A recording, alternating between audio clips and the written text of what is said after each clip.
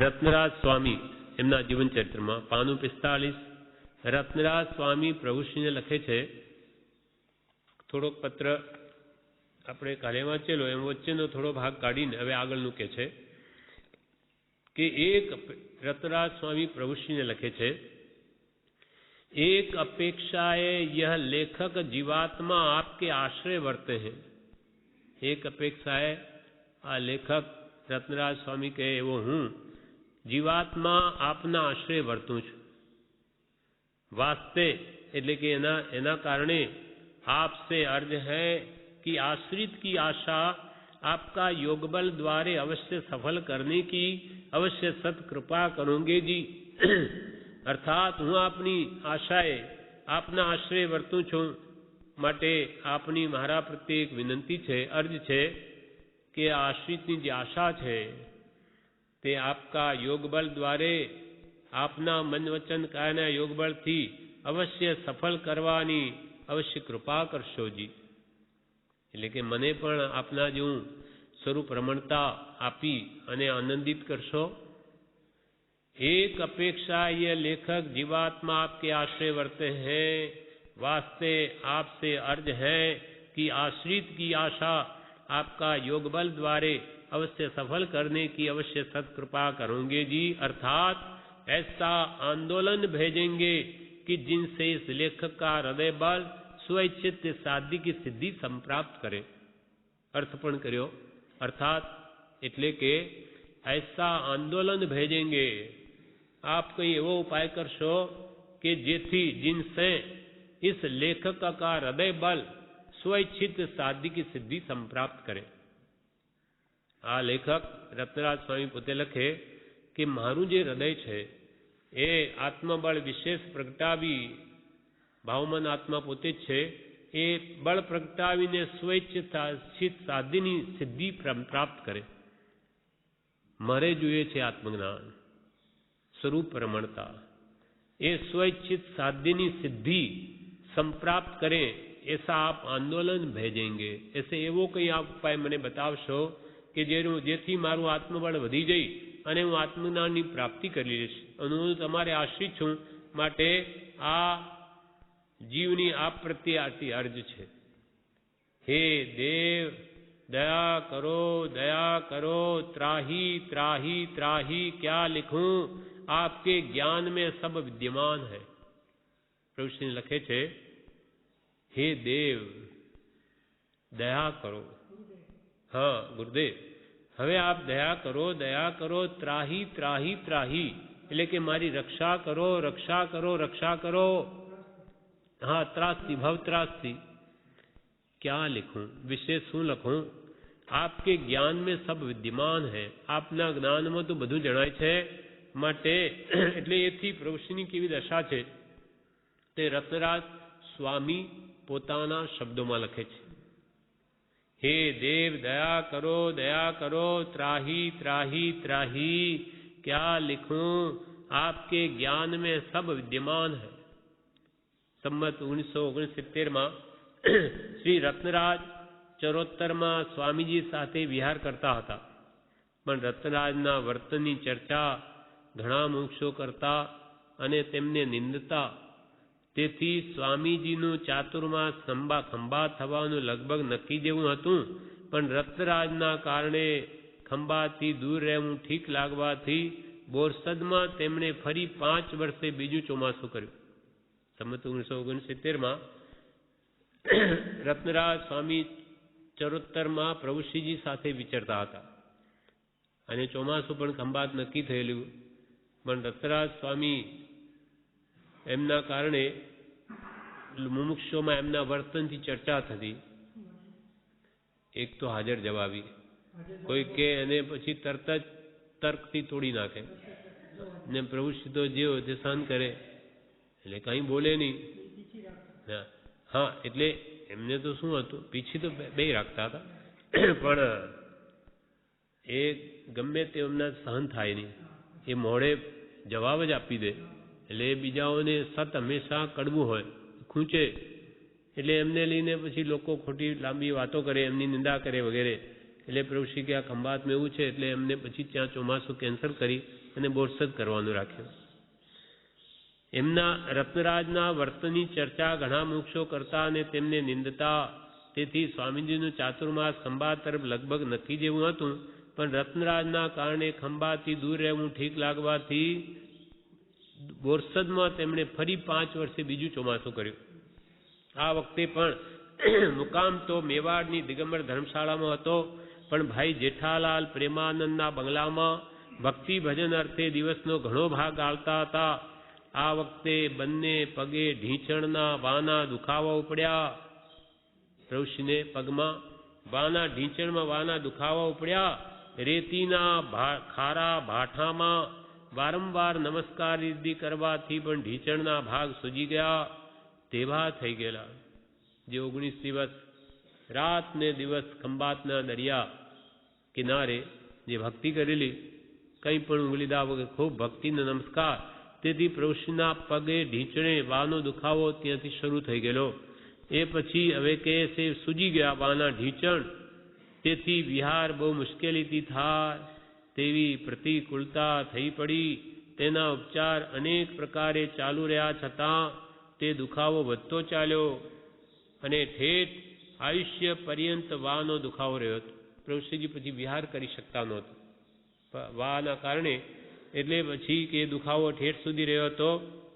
કોઈ વાર તે ચોમાસામાં જ મુમુક્ષુજનો પ્રત્યે જણાવેલું કે હવે તો જંગલમાં કોઈ ઝૂંપડી જેવું મળી આવશે, ત્યાં પડ્યા આ વચનામૃત શ્રીમદ રાજચંદ્ર ગ્રંથ વાંચ્યા કરીશું. આમાં એમની એક બાજુ જમ સમૂહની એકાંત સેવવાની ભાવના છે. પ્રભુશ્રીને હવે શું થઈ ગયું, વાનો દુખાડો ઉપડ્યો, વિહાર થઈ શકે નહીં, એટલે એવી ભાવના પ્રભુશ્રીના મુખમાંથી એકવાર નીકળી ગઈ કે હવે તો કોઈ જંગલમાં ઝૂંપડી જેવું મળી આવે તો બસ ત્યાં પડ્યા આ શ્રીમદ રાજચંદ્ર ગ્રંથ વચનામૃત વાંચ્યા કરીશું. બસ અમારે હવે ક્યાંય જઈ શકાય એમ નથી, અમારે કંઈ જોઈતું નથી, એક ઝૂંપડીમાં પડ્યા રહીશું અને આ વચનામૃત ગ્રંથ વાંચ્યા કરીશું. ત્યાં પડ્યા ઝૂંપડી જેવું મળી આવશે જંગલમાં, તો ત્યાં પડ્યા વચનામૃત શ્રીમદ રાજચંદ્ર ગ્રંથ વાંચ્યા કરીશું. આમાં એમની એક બાજુ જનસમૂહથી લોકોથી એકાંત સેવવાની ભાવના છે, બસ એકાંતમાં મને રહેવું છે. તો બીજી બાજુ વળી શ્રી રત્નરાજ માર્ગ પ્રભાવનાની ઉત્તમ ભાવના દર્શાવે છે. તેવી ભાવના જેના યોગે જન્મ પામી છે તેના હૃદયમાં તે કેટલી પ્રબળ હશે, છતાં તે પણ કેવી સ્વવશ રાખી છે તેનો ખ્યાલ તે પત્રના નીચેના ઉતારાથી આવશે. પ્રભુશ્રીની તો એકાંત સેવાની ભાવના, અને રત્નરાજ સ્વામી એમ લખે છે કે એમના વડે માર્ગની પ્રભાવના થાય, ઉત્તમ પ્રભાવના થાય પ્રભુશ્રીની. ત્યારે તો આશ્રમી નહોતું, પહેલાની વાત છે બધી, કે પ્રભાવના થાય. આ પુરુષ કે એવી યોગ્યતાવાળો છે તો એનાથી તો આખા જૈન ધર્મની પ્રભાવના થવી જોઈએ. માટે તો એમના પ્રભુશ્રીના જીવન ચરિત્ર જોઈને રત્નરાજ સ્વામીના હૃદયમાં એવી ભાવના જાગી. તે પ્રભાવનાની ભાવના દર્શાવે છે. તેવી ભાવના જેના યોગે, જેના મન વચન કાયના યોગ બળે જન્મી, તો તેના હૃદયમાં કેટલી પ્રબળતા હશે, પ્રભુશ્રી દશા કેવી હશે, છતાં સ્વવસ્થ રાખી છે, કોઈને બહાર આવવા દીધી નહીં. તેનો ખ્યાલ નીચેના પત્રથી આવશે. કે તમને બ્રહ્મચારીજી લખે છે કે પ્રભુશ્રીની કેવી દશા હતી તે નીચેના પત્રથી તમને ખ્યાલ આવશે, જે રત્નરાજ સ્વામીએ લખ્યું છે. એમાં લખે છે પ્રભુશ્રીજીને રત્નરાજ સ્વામી એ પણ સાધુ હતા. રત્નરાજ સ્વામી લખે છે, હે પ્રભુ આપ તો કૃત યોગી છો. હે પ્રભુ આપ તો કૃત યોગી છો. કૃત યોગી, જેમ કૃત્ય હોય કેવડી, તેમ આપ તો યોગ સાધના જેને કરી લીધી છે, જાણે એવા આપ યોગી છો. એટલે કે જેને સંકિત પ્રાપ્ત કર્યું છે, આત્મા પ્રાપ્ત કર્યો છે. હે પ્રભુ આપ તો કૃત યોગી છો. પ્રસૂતાની પીડા રે વંધ્યા તે શું જાણે, જાણ્યું કેમ આવે રે કે માણ્યાને પરમાણે. જેમ કે પ્રસૂતિની પીડા, જે વંધ્યા શું જાણે, જેને જે સ્ત્રીએ કોઈ દિવસ પુત્રને જન્મ ન આપ્યો તે પ્રસૂતિ વખતની કેવી ભયંકર પીડા હોય એ તે વંધ્યા કેવી રીતે જાણે? તેમ પ્રસૂતાની પીડા રે વંધ્યા તે શું જાણે? જાણ્યું કેમ આવે રે કે માણ્યાને પરમાણે. એટલે કે જે માણે છે, જે આત્માનું સુખ માણે છે, તમારા જેવા પ્રભુશ્રી લખે, એટલે માણે છે એટલે જે આત્માનું સુખ તમે અનુભવો છો તે પ્રમાણે અમે કેવી રીતે જાણી શકીએ? અમને તો આત્માનો અનુભવ છે નહીં, તો તમે જે આત્માને અનુભવો એ અમે કેવી રીતે જાણી શકીએ? જેમ કે વંધ્યા પ્રસૂતાની પીડા ન જાણે, તેમ આત્માનો અનુભવ તમે કરો છો તે અમે જાણતા નથી. પ્રસૂતાની પીડા રે વંધ્યા તે શું જાણે? જાણ્યું કેમ આવે રે કે જે માણ્યાને પ્રમાણે. તમે માણો છો એ પ્રમાણે અમને કેવી રીતે અનુભવમાં આવે? હવે તો માત્ર આ જ ભાવના રહે છે. રત્નરાજ સ્વામી પ્રભુશ્રીને લખે છે, હવે તો માત્ર આ જ ભાવના રહે છે કે પરમ કૃપાળુ દેવના યથા લિંગધારી નિર્ગ્રંથ મુનિ, સાધક બ્રહ્મચારી, સાધ્વીઓ, બ્રહ્મચારિણીઓ અને ઉપાસક ઉપાસિકાઓ આ ભૂમંડલ પર સ્વપરનું હિત કરતા ફરતા વિચરતા દ્રષ્ટિગોચર થાય તો જ આ સૃષ્ટિમાં રહી તેઓ સાથે આનંદ અનુભવી અંતે સ્વસ્વરૂપમાં સમાઈ જવું. એ કે છે હવે તો કે આ જ ભાવના રહે છે. રત્નરાજ સ્વામી પણ કે છે કે બસ પરમ કૃપાળુ દેવનું જે શાસન છે, ભગવાન આમીરનો મૂળ માર્ગ જે પ્રગટમાં લાવ્યા, તે બસ એ માર્ગમાં યથા લિંગધારી જેવી શક્તિ પ્રમાણે લિંગ એટલે કે દશા વેશ ધારણ કરીને કાં તો નિર્ગ્રંથ મુનિઓ વિચરે યથાર્થ રીતે, યથા લિંગધારી જે ભગવાને જે મુનિલિંગ કહ્યો છે તેવી યોગ્યતા હોય તો નિર્ગ્રંથ મુનિ બને, નહીં તો નહીં. પરમ કૃપાળુ દેવના યથા લિંગધારી નિર્ગ્રંથ કાં તો મુનિઓ મુનિ તરીકે વિચરે અથવા સાધક બ્રહ્મચારી. મુનિની યોગ્યતા ન હોય તો સાધક બ્રહ્મચારી બ્રહ્મચર્ય લઈને એ આત્મકલ્યાણ સાધે. કાં સાધક બ્રહ્મચારી, કાં સાધ્વીઓ, કાં બ્રહ્મચારિણીઓ, કાં ઉપાસક ઉપાસિકાઓ, મુમુક્ષુ ભાઈ બહેનો આ ભૂમંડલ પર, આ પૃથ્વી મંડળ પર સ્વપરનું હિત કરતા ફરતા વિચરતા દ્રષ્ટિગોચર થાય તો જ આ સૃષ્ટિમાં રહી તેઓ સાથે આનંદ અનુભવી, કૃપાલદેવના આશ્રિતો સાથે આનંદ અનુભવી અંતે સ્વસ્વરૂપમાં સમાઈ જવું. અંતે પોતાના સ્વરૂપમાં સમાઈને સમાધિ મરણ કરવું તો સમાઈ જવું. નહીં તો શું? આવું જો ન હોય તો નહીં તો છેવટે સ્વસ્વરૂપમાં સમાવું છે તે ત્વરાથી અસંગપણે અજ્ઞાત ભૂમિમાં ભમીને શમી જવું. એવું જો ન મળે, જ્ઞાની ન મળે, જ્ઞાનના આશ્રિત ન મળે, સત્સંગ ન મળે તો શું કરવું? નહીં તો પછી છેવટે સ્વસ્વરૂપમાં સમાવું છે તે ત્વરાથી જલ્દી જ અસંગપણે અજ્ઞાત ભૂમિમાં, કોઈ મુમુક્ષુ જ ના હોય તો પછી અજ્ઞાત ભૂમિમાં ભમીને, જ્યાં કોઈ આપણને ઓળખે નહીં એવી ભૂમિમાં ભમીને શમી જવું સ્વરૂપમાં. આપ શ્રીના દિવ્ય દર્શન ક્યારે કયે ક્ષેત્રે થઈ શકશે? અને દર્શન લાભ મળ્યા પછી ચરણ મૂળમાં નિવાસ કરવાને જગા મળશે કે કેમ?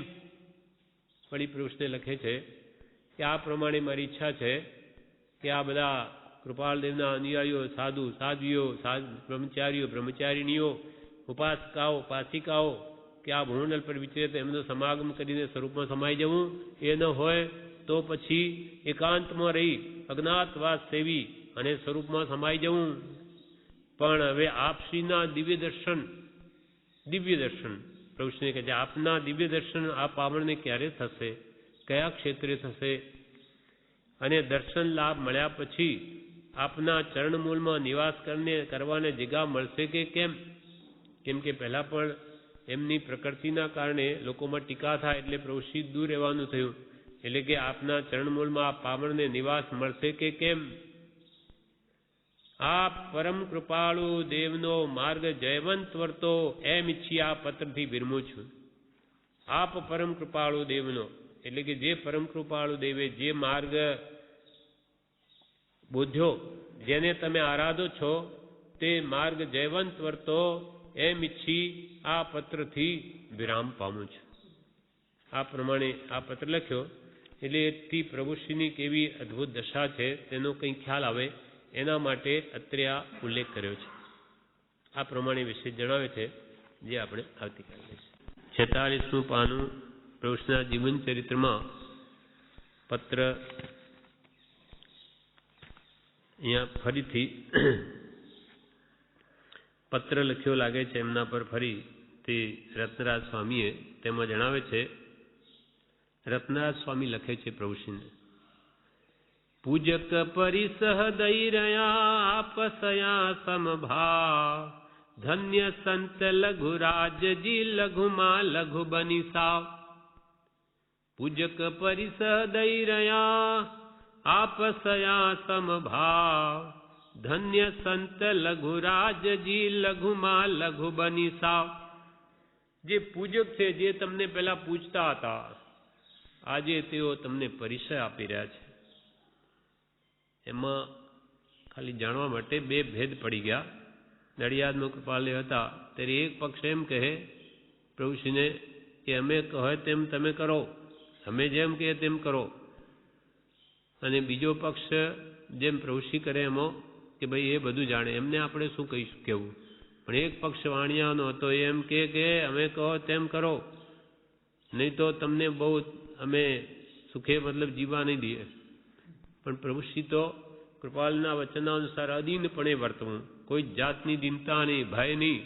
અને એ માને છે કે તમારી આજ્ઞામાં કલ્યાણ હોય તો તમે કહો એમ કરું, પણ મારું કલ્યાણ તો સત્પુરુષની આજ્ઞામાં છે. એટલે એ બિલકુલ એમને મચક આપી નહીં કે હું તો સતના એમના મનમાં જાણું તો સતનો પૂજારી છું કે તમારો પૂજારી છું. એટલે અહીંયા હવે એ પછી એમને વિપરીત કેમ એમને તકલીફ પડે, એ કેવી રીતે ઝૂકે, અમારું માને, એવી રીતે પ્રભુશ્રીને તકલીફ આવવા લાગે. એ જ કારણે પછી સાદડીમાં એમને આ પરિચય ઊભો કર્યો. એમને આહાર પાણી આપવા નહીં, 3 દિવસ સુધી આહાર પાણી ના આપ્યા. જ્યાં જાય ત્યાં આવી રીતે કેમ એમને તકલીફ ઊભી થાય ને અમારા પક્ષમાં આવે એવું કરવા લાગે. હા ના, ત્યાં જઈને કહી આવ્યા. હા, એમ કોઈ રીતે જ્યાં જાય ત્યાં એમને પાછળ પડે. પણ પ્રભુશ્રી તો બધું સમભાવ માની જે થાય જોયા કરે છે. આટલા કર્મ નિર્જર્યા સારું માને છે. પણ આ રત્નરાજ સ્વામીથી આ જોયું જતું નથી. એટલે લખે છે કે આ પૂજક જે પૂજક હતા આજે હવે પરિસર દઈ રહ્યા, પર આપ સયા સંભાવ, આપ તો સંભાવથી બધું સહન કરો છો. ધન્ય સંત લઘુરાજજી કે લઘુમાં લઘુ બની સાવ, લઘુમાં પણ અત્યંત લઘુ બની ને આપ તો બધું સહન કરો છો. માટે આપ સંત લઘુરાજજીને આપને ધન્ય છે, ધન્યવાદ છે, એમ લખે છે. પૂજક પરિસહ દઈ રહ્યા, પણ આપ સયા સંભાવ, ધન્ય સંત લઘુરાજજી લઘુમાં લઘુ બની સાવ. ગ્રીષ્મ તણી ગરમી ઘણી ઘણી હિતકારી ઇષ્ટ, કેરી અમૃત ફળ બને તેમ મહાત્મા મિષ્ટ. દ્રષ્ટાંતથી લખ્યું રત્નરાજ સ્વામીએ કે જેમ ઘણી ગરમી પડે તેને ગ્રીષ્મ તણી ગરમી ઘણી ઘણી હિતકારી ઇષ્ટ. ઘણી ગરમી પડે ખૂબ વૈશાખ મહિનામાં કે જેઠ મહિનામાં, ત્યારે કેરી બરોબર પાકે. તો કે મહાત્માઓમાં કેવા હોય કે જેમ વધારે કષ્ટ પડે તેને હિતકારી માને, તેમ ગ્રીષ્મ તણી ગરમી ઘણી ઘણી ઘણી હિતકારી ઇષ્ટ, તેને ઘણી હિતકારી ઇષ્ટ ગણીએ છે. કેમ કે કેરી અમૃત ફળ બને, કેરી છે તે અમૃતરૂપ બની જાય, મીઠી ખાવા લાયક શાક પડી જાય. તેમ મહાત્મા મિષ્ટ, તેમ મહાત્મા આવા જ મીઠા છે કે આવેલા દુઃખને સંભાવે સહન કરીને એને હિતકારી માને છે. કર્મની બળવાન નિર્જરા છે. કૃપાલે કે જે પ્રતિકૂળ પ્રસંગે તો જીવને તરવા બરાબર છે. મહાત્માઓ તો એ દુઃખના પ્રસંગોને વિશેષ હિતકારી માને છે. એ ભાવ એમાં રત્નરાજજીએ એમને લખ્યો. પછી કહે છે, શ્રી લલ્લુજી સ્વામીને પગે વાના, આ બ્રહ્મચારી કહે છે, પછી નીચે અનુસંધાન જોડશે પત્રમાં શું આવ્યું તે. શ્રી લલ્લુજી સ્વામીને પગે વાના દુખાવા વધવાથી કોઈ એકાંત સ્થળમાં અસંગ ભાવનાએ રહેવાની ઈચ્છતા હતા અને તે પ્રકારે પોતાના સાધુ મંડળને જણાવ્યું હતું. તેમજ કોઈની સાથે રાખ્યા નહોતા. એકલા વિચરતા, કોઈની સાથે પ્રવૃત્તિ રાખ્યા નહીં, કેમ કે એકાંતમાં અસંગ ભાવે એમને તો રહેવાની ઈચ્છા હતી. શ્રી રત્નરાજ વિરોધી બળોને જાણતા હતા કે આ પ્રવૃત્તિના કોણ કોણ વિરોધી બળ છે એને જાણતા હતા. શ્રી રત્નરાજ વિરોધી બળોને જાણતા હતા, એટલે તેમનાથી શ્રી લલ્લુજી સ્વામીની આધાર વિનાની એકલ સ્થિતિ જોઈ જતી નહીં. આ એકલા પ્રવૃત્તિ છે ને આ બધા પાછળ પડ્યા છે, એટલે તેમનાથી શ્રી લલ્લુજી સ્વામીની આધાર વિનાની એકલ સ્થિતિ જોઈ જતી નહીં એમને એમ લાગતું. પ્રભુશ્રી તો એના મનમાં મારે 1000 હાથનો ધણી છે, મારે કંઈ ફિકર નથી, પણ એમને એમ થતું કે આ એકલવાયા કોઈ એમની પાછળ છે નહીં, અને આવી સ્થિતિ એમની કફોડી કરે છે, શું જોયું જતું નહોતું. એટલે સંમત 1970 પોષ માસના પત્રમાં તે વિનંતી કરે છે. પ્રભુશ્રીને લખે છે રત્નરાજ સ્વામી પત્રમાં, હે નાથ, આ છુલ્લક દાસની અરજ છે કે પ્રથમ તો નજીકમાં કોઈ વર્તમાન જૈન દેશી વિક્ષેપી વર્ગનો વિયોગ હોય તેવે ક્ષેત્રે સ્વતંત્રપણે સ્થિતિ થાય તો સારું. કે હે નાથ, પ્રભુશ્રી લખે છે, હે નાથ, આ છુલ્લક એવો આ તમારો દાસ, એની આ અરજ છે કે પ્રથમ તો આપ નજીકમાં કોઈ વર્તમાન જૈન દેશી વિક્ષેપી વર્ગનો વિયોગ હોય. આ બધા કહેવાતા જૈનો તમને જે વિક્ષેપ ઊભો કરે છે, આવા વર્ગથી તમારો વિયોગ હોય એવા ક્ષેત્રમાં રહો, એનાથી દૂર રહો. તે પ્રથમ તો નજીકમાં કોઈ વર્તમાન જૈન દેશી વિક્ષેપી વર્ગનો વિયોગ હોય તેવે ક્ષેત્રે સ્વતંત્રપણે સ્થિતિ થાય તો સારું, કે તમને કોઈ વિક્ષેપ ન રહે ત્યાં, આવા માણસોથી દૂર રહો. અઠવાડિયા બાદ જણાવે છે, પાછું અઠવાડિયા પછી બીજા પત્રમાં લખે છે, આપ એકાકી ગમ્ય ક્ષેત્રમાં એટલે પરિચિત ક્ષેત્રમાં તસ્દી પામી વિચરો, તે અમે સાંભળી રહીએ તેમાં અમારું કલ્યાણ કહેવાય. કે બીજા અઠવાડિયા પછી પાછું એમ લખે કે તમે ગમ્ય ક્ષેત્ર એટલે તમને ઓળખે છે, આવા ક્ષેત્રમાં પરિચિત ક્ષેત્રમાં તમે રહો છો, તસ્દી પામો છો, અમે સાંભળીએ છીએ કે તમારી શું એ કરે છે, અને અમે આ બધું સાંભળી રહીએ, તો આમાં શું અમારું કલ્યાણ છે? તમને દુઃખ આપે કોઈ, અને તમે તો ત્યાં બધું સહન કરો છો, પણ અમારાથી આ સહન થતું નથી. આપ એકાકી ગમ્ય ક્ષેત્રમાં એટલે પરિચિત ક્ષેત્રમાં તસ્દી પામી વિચરો, તકલીફ પામી વિચરો, પરિસર પામી વિચરો, તે અમે સાંભળી રહીએ તેમાં અમારું કલ્યાણ કહેવાય. કે વાસ્તે આપ કૃતયોગી સત્પુરુષોને વિશેષ શું જણાવીએ? પણ આપ તો કૃતયોગી છો, આપને અમે વિશેષ શું જણાવીએ? સંયમીઓની સહાય મુખ્ય કરી સંયમીઓથી જ બની શકે. તમે સંયમી છો, તમારી સહાય તો અમારાથી થઈ શકે, સંયમીઓથી જ. સંયમીઓની સહાય મુખ્ય કરી સંયમીઓથી જ બની શકે. નડિયાદમાં શ્રી લઘુરાજ સ્વામી નાના કુંભનાથમાં રહેતા હતા. તેમની સેવામાં એક ભાઈ રહેતા. ત્યાંથી પછી અમુક આ પરિસર ત્યાંથી જ શરૂઆત થયો. એટલે પછી પ્રભુશ્રીજી આ મહાદેવના મંદિરમાં એક ખૂણામાં, આ કુંભનાથ મહાદેવના મંદિરમાં એક ખૂણામાં નાની ઓરડી તેમાં રહેવા લાગ્યા. ત્યાં શું કરે? હા, એમ કહેવાય છે, બરોબર, એ જ રૂમ એમ કે છે. પણ પ્રભુશ્રી બીજી જૈન ધર્મશાળામાં હતા, ત્યાં આવો વિક્ષેપ ઊભો કર્યો બહુ. તો શું કરે? ત્યાંથી ત્યાં એમને તો જ્યાં ત્યાં આત્મધ્યાન કરવું છે, એટલે એક ખૂણામાં ત્યાં નિવાસ કર્યો. પછી ત્યાં કૃપાલદેવી કે છે આત્મસિદ્ધિ પણ ત્યાં જ લખી છે. પ્રભુશ્રીએ ત્યાં ચોમાસું પણ ત્યાં જ કરેલું. નડિયાદમાં શ્રી લઘુરાજ સ્વામી નાના કુંભનાથમાં રહેતા હતા. તેમની સેવામાં એક ભાઈ રહેતા. સ્વામીજીને પગે વાના દુખાવાને લીધે ચાલવું મુશ્કેલ થઈ પડેલું. તેથી હવે એક તો આ તકલીફ આપે, આ બાજુ વિહાર થઈ શકે નહીં, વાનો દુખાવો અત્યંત રે, ચલાય નહીં બહુ, ચાલવું મુશ્કેલ થઈ પડેલું. તેથી શ્રી રત્નરાજ આદિ ભક્તિભાવવાળા મુમુક્ષોના મનમાં કોઈ મકાન, આશ્રમ જેવું નાના પાયા ઉપર કામ ચલાવ કરી ત્યાં અનુકૂળ વ્યવસ્થા સ્વામીજી માટે થાય તો કંઈ કરવું, એવી યોજના આ અરસામાં થઈ હતી.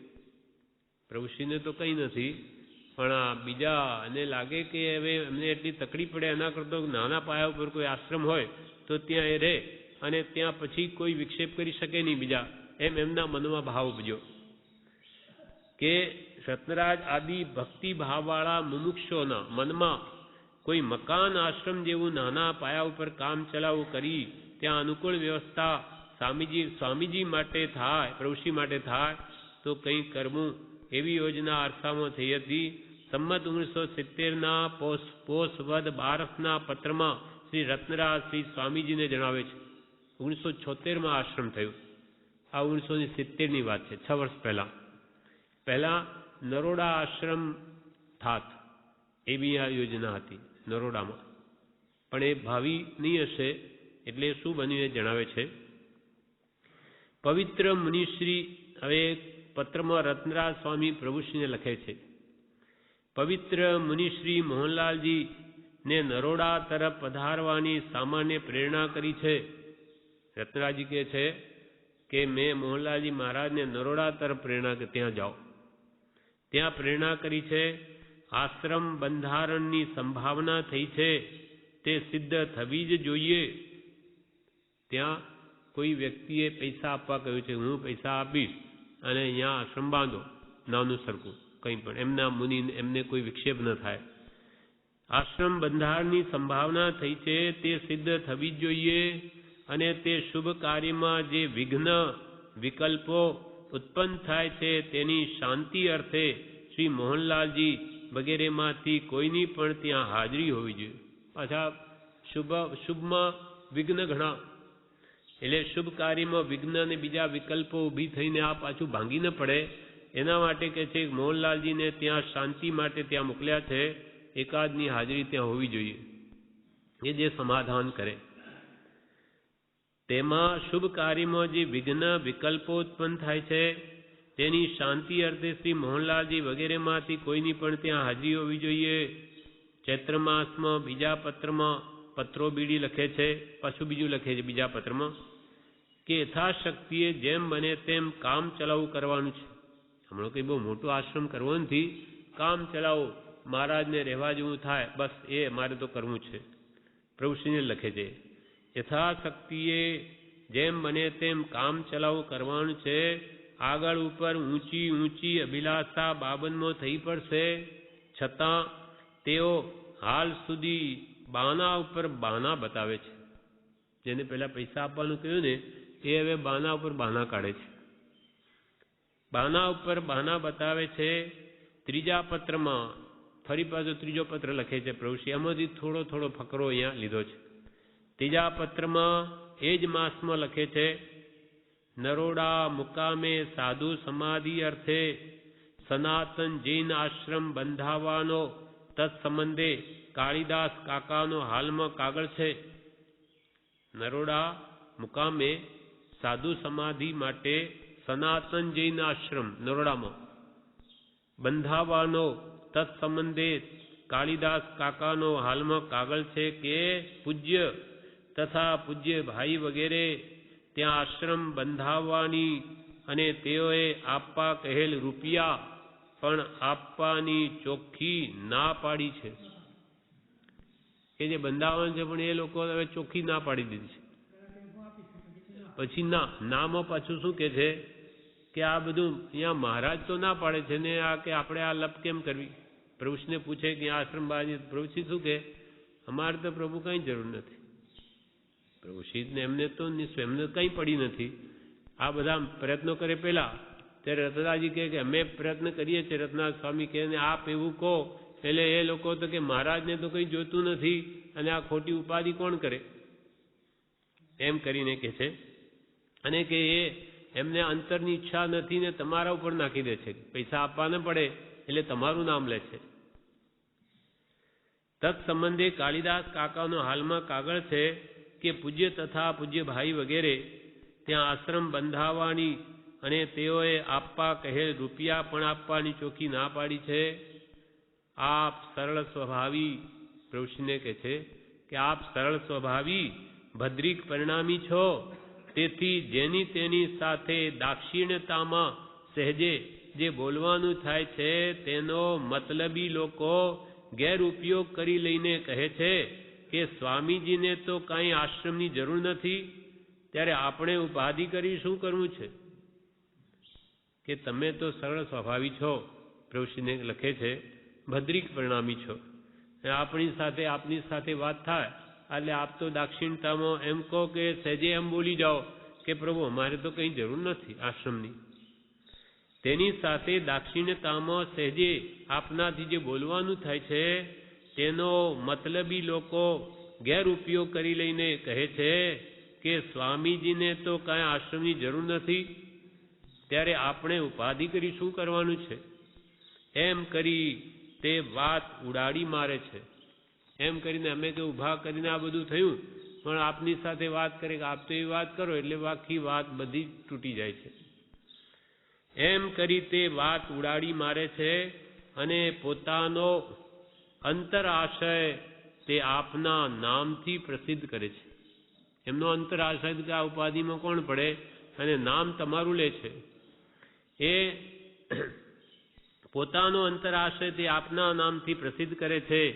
છેવટે એક વિચાર પર આવવું તે આપને આધીન છે, બાકી બધું આપ સદગુરુના પુણ્ય પ્રતાપે તૈયાર છે.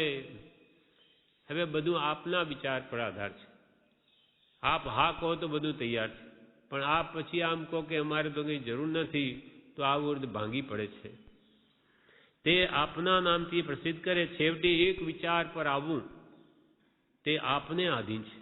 પ્રભુશ્રી આપના વિચાર ઉપર આધીન છે, બાકી બધું આપ સદગુરુના પુણ્ય પ્રતાપે તૈયાર છે.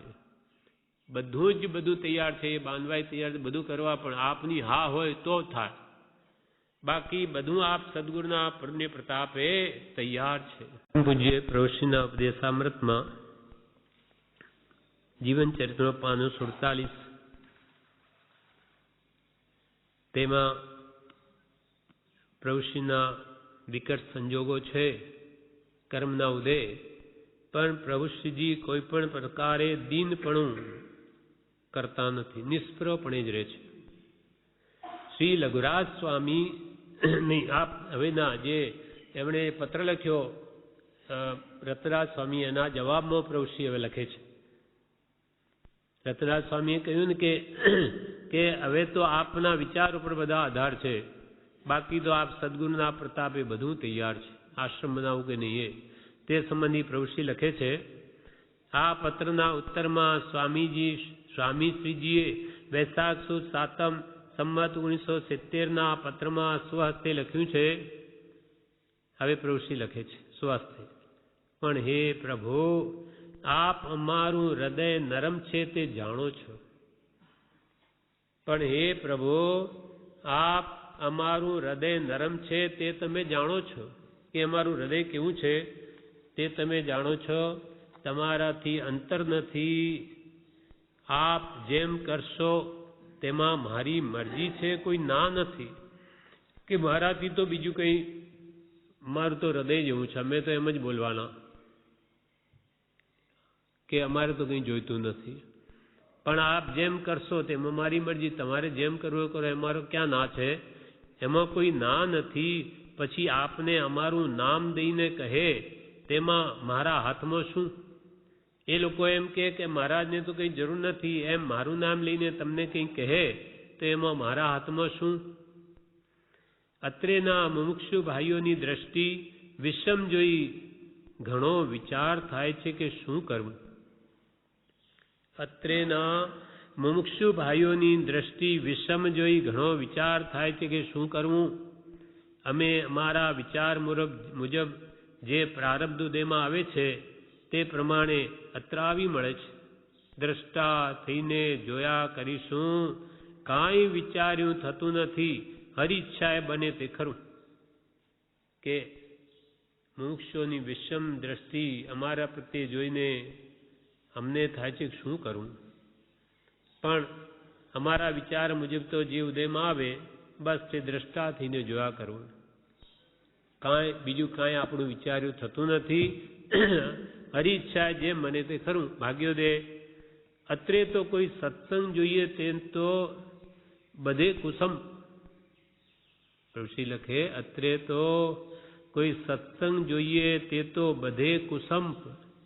તમારો સમાગમ ઘણો જોઈએ છે પણ કોઈ અંતરાયના જોગે હરિચ્છા તેવી જ હશે આપ સર્વ જાણો છો. અમારે સત્સંગ જોઈએ પણ બધે કુસંપ. તમારો સમાગમ ઘણો જોઈએ છે પણ કોઈ અંતરાયના જોગે હરિચ્છા તેવી જ હશે આપ સર્વ જાણો છો. શ્રી લઘુરાજ સ્વામી બાહ્ય વિકટ સંજોગોમાં કેવા અદીનપણે નિષ્ફળપણે વર્ત્યા છે તે દર્શાવવા આ નરોડા આશ્રમનો ઇતિહાસ આપ્યો છે. કારણ કે શા માટે એટલું બધું ઉપર લખ્યું? તો કે આવા સંજોગોમાં પણ પોતે કેવા અદીનપણે દીનતા કર્યા વગર નિષ્ફળ ભાવે રહ્યા છે તે દર્શાવવા માટે જ આ નરોડાનો ઇતિહાસ આપ્યો છે. બ્રહ્મચાર્ય લખે છે. પરમ કૃપાળુ શ્રીમદ રાજચંદ્રે એક પત્રમાં જણાવ્યું છે કે કૃપાલના શબ્દો હવે ટાંકે છે, દીનપણું ન આવવા દેવું. અમે શું કરીએ, હવે અમારું કોઈ નથી, એવું કોઈ દિવસ કરવું નહીં. દીનપણું ન આવવા દેવું, શું થશે એવો વિચાર કરવો નહીં. દીનપણું આવવાનું, કોઈ પણ કારણે પોતે દીનતા ધારણ ન કરવી. દીનપણું ન આવવા દેવું, શું થશે એવો વિચાર કરવો નહીં. અલ્પ પણ ભય રાખવો નહીં. કોઈ પણ ભય ન રાખવો. જે આપણા કર્મોદય આવે જોયા કરવું, ક્ષમતાએ સહન કરવું. કેમ કે કોઈને અલ્પ પણ દુઃખ આપવા સમર્થ નથી, તેમ કોઈનું સુખ કોઈને સુખ પણ આપવા સમર્થ નથી. આપણું દુઃખ આવશે તે આપણે ભોગવવાનું છે. માટે દુઃખના પ્રસંગમાં દીન ન થવું, ગરીબાઈ નહીં બતાવવી બીજાને કે જુઓ મારી આવી સ્થિતિ થઈ ગઈ, એમની શુરવીરપણું જ રાખવું. કૃપાલ દેવે કે પત્રમાં લખ્યું છે, દીનપણું ન આવવા દેવું, શું થશે એવો વિચાર કરવો નહીં. અલ્પ પણ ભય રાખવો નહીં. ઉપાધિ માટે ભવિષ્યની એક પળ પણ ચિંતા કરવી નહીં. ભવિષ્યમાં શું થશે, જે થવાનું થશે. આજે ચિંતા કરવાથી કે આવતી ઉપાધિ હશે તો ટળી જવાની નથી. ઉપાધિ માટે ભવિષ્યની એક પળ પણ ચિંતા કરવી નહીં. તો જ પરમ ભક્તિ પામ્યાનું ફળ છે. કૃપાલે લખે તો જ પરમ ભક્તિ પામ્યાનું ફળ છે. તો જ અમારો તમારો સંગ થયો યોગ્ય છે. અમારો તમારો જે સંગ થયો, સમાગમ થયો તો જ યોગ્ય છે. કે આટલું તમે દ્રઢતા રાખો. કોઈ પણ સંજોગોમાં ભય પામો નહીં, દીનપણું લાવો નહીં, નિષ્પૃહ જ રહો. શું થશે એવો વિચાર પણ કરો નહીં અને ભવિષ્યની ચિંતા પણ કરો નહીં. તો જ તમારો અમારો સંગ થયો યોગ્ય છે. તે અને તેવી વિચારણાથી શ્રી સ્વામીજીને દીનપણું કે પરાધીનપણું પાલવતું નહોતું. એમ બીજો પક્ષ કે અમારા પક્ષમાં રહો, પણ પ્રભુશ્રી આવા કૃપાલના વિચારોને અનુસરે કે પેલા લોકોના. કૃપાલ દીન થવું નહીં, ભય પામવો નહીં, ગમે તેવા સંજોગો આવે ડરવું નહીં. તેમ પ્રભુશ્રીને આવું દીનપણું ગમે જ નહીં. નિષ્પ્રભ પુરુષા કોઈના હાથ નીચે રહેતા હશે, જેણે આખું જગત છોડી દીધું અને 2-5 જણાના કંઈ રોટલાના ભૂખ્યા છે. જેમ આનગંજીને પેલા શેઠે કહ્યું ને કે તમે શાના પર જીવો છો? અમે આ રોટલા આપીએ છીએ તો તમે જીવો. આ કપડાં કોણે આપ્યા? અમે આપીએ છીએ તો આ પહેરો છો. હવે આવા નિષ્પ્રભ પુરુષો સહન થાય? લે તેરે કપડે, हमको नहीं चाहिए. તે ઠેકાણે નગર શેઠ બોલ્યો, હવે ઉતારીને આપી દો સભામાં. લે નહીં ચાહીએ. ખાના તો હજમ હો ચુકા હૈ, वो તો હે નહીં, શું આપીએ? છે આપી દીધું. તરત જ બધું મૂકીને ચાલતા થયા. કારણ કે તમારા રોટલાથી અમે જીવીએ છીએ, અમારા આત્મ વડે જીવીએ છીએ. વળી રસ્તામાં જતા કોઈએ જબ્બો પહેરાવી દીધો. જબ્બો એમને ક્યાં આ સાધુ વેશ, ગમે તે વેશ હોય ને, વેશ ક્યાં નડે છે? અને આવી રીતે જંગલમાં રહીને જ પોતાના આત્માનું કલ્યાણ કરે. કે આ લોકો કોઈ સમજે એવા નથી અને આમાં ફિજલનો આપણો સમય પણ બરબાદ થાય છે. એમ મહાત્માઓ કોઈ દિવસ કોઈની પરાધીનતા સ્વીકારે નહીં. જે સ્વાર્થી હોય, માન કે ખાવા પીવાની લાલસાવાળા હોય, માન મોટાઈ માટે કે આવી ઈચ્છાઓ વાસનાને ભૂખ્યા હોય, તે જ આવી રીતે એના હાથ નીચે રહે. તેમ પ્રભુશ્રીજીને તે અને તેવી વિચારણાથી શ્રી સ્વામીજીને એટલે પ્રભુશ્રીજીને દીનપણું કે પરાધીનપણું પાલવતું નહોતું. શ્રી મોહનલાલજી ઉંમરદસ્તી લોચાદી કારણે ગયેલા ત્યાંથી શ્રી સ્વામીજીને લખે છે, મોહનલાલજી મહારાજ પ્રભુશ્રીને લખે છે, હા ઉંમરદસ્તી ખબર નહીં કયા તરફ ગામ છે કોઈ, હા ત્યાં ગયેલા લોચાદી કારણે ત્યાં પછી ત્યાંથી પ્રભુશ્રીને લખે છે, હું સિદ્ધપુરથી આવ્યો હતો. એ મોહનલાલજી મહારાજ સિદ્ધપુર તરફ વિહાર કરીને આવ્યા એટલે કે છે કે હું સિદ્ધપુરથી આવ્યો હતો. તે દિવસે પાલનપુરથી દરબાર સાહેબ મહારાજ શ્રી રત્નરાજ સ્વામીજીના દર્શનાર્થે પધાર્યા હતા ઊંઝા, અને ઊંઝામાં આશ્રમ કરેલો પછીથી સિદ્ધપુર ઊંઝા પાસે સિદ્ધપુર છે ત્યાં કરેલો. તો એ સિદ્ધપુર કે હું આવ્યો હતો તે દિવસે પાલનપુરથી દરબાર સાહેબ મહારાજ સાહેબ ત્યાં આવેલા રત્નરાજ સ્વામીના દર્શનાર્થે, પાલનપુરના નવા, અને પાલનપુર તેડી જવાને માટે પાઘડી ઉતારી ઘણી અંતઃકરણના પ્રેમથી નમ્ર અને મૃદુ વિનંતી કરી ગયા છે. એટલે રત્નરાજ સ્વામીને આ પાલનપુર પધારો એમ પાઘડી ઉતારીને નવાબ સાહેબ વિનંતી કરી ગયા છે. તેઓ શ્રી એક વખત દરબારનું મન રાખવા પધારવાનો સંભવ છે પાલનપુર. પછીથી રત્નરાજનું પાલનપુર થોડા માસ રહેવું થયું હતું. નવાબે ચાતુર્માસથી પણ વિનંતી તેમને કરેલી. 4 મહિના રહો. નવાબ મુસલમાન છે, હા હા મુસલમાન છે, આગળ આવશે. અને પણ હવા પાણી અનુકૂળ નહીં હોવાથી ત્યાં રહ્યા નહીં. કંઈ સેવા ફરમાવવા દરબારે વિનંતી કરેલી કે કંઈ સેવા હોય તો કહો એમ દરબારે રત્નરાજ સ્વામીને કહ્યું. ત્યારે રત્નરાજ સ્વામી શું કહે, તે ઉપરથી નરોડાના મહાત્મા શ્રી લઘુરાજ આદિ સંતો માટે આશ્રમની વ્યવસ્થા થાય છે, તેમાં કંઈ સારી રકમ આપવા શ્રી રત્નરાજે સૂચના કરેલી. દરબારે કહ્યું શું કંઈ કામ, તો કે આ નરોડામાં લઘુરાજ સ્વામી વગેરે માટે આશ્રમ બાંધવું છે, એમાં કંઈ સારી રકમ આપો. તેમાં કંઈ સારી રકમ આપવા શ્રી રત્નરાજે સૂચના કરેલી. તેથી એ ગિન્નીઓની થેલી લઈ લાલભાઈ સાહેબને નડિયાદ શ્રી લઘુરાજ સ્વામી પાસે નવાબશ્રી મોકલ્યા હતા. ગિન્નીઓ મોરોની થેલી ભરી એ નવાબે પછી આ નડિયાદ પ્રભુશ્રી પાસે ગિન્ને મોકલ્યો. હા હા એ આવે છે, આગળ જ આવે છે. એટલે ગિન્નીઓની થેલી એમના કહેવાથી લાલભાઈ સાહેબને નડિયાદ શ્રી લઘુરાજ સ્વામી પાસે નવાબશ્રીએ મોકલ્યા હતા. તેનો સ્વીકાર શ્રી